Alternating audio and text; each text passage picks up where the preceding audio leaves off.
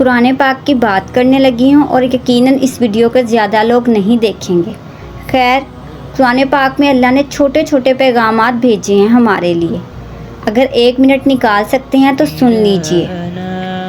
گفتگو کے دوران بدتمیزی نہ کیا کرو، القرآن۔ غصے کو قابو میں رکھو، القرآن۔ دوسروں کے ساتھ بھلائی کرو، القرآن۔ تکبر نہ کرو، القرآن۔ دوسروں کی غلطیاں معاف کر دو، القرآن۔ دوسروں کا مذاق نہ اڑایا کرو، القرآن۔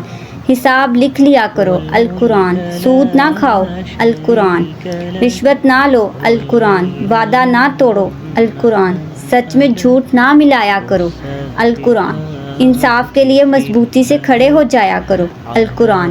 مرنے والے کی دولت خاندان کے تمام اراکین میں تقسیم کرو، القرآن۔ خواتین بھی وراثت میں حصے دار ہیں، القرآن۔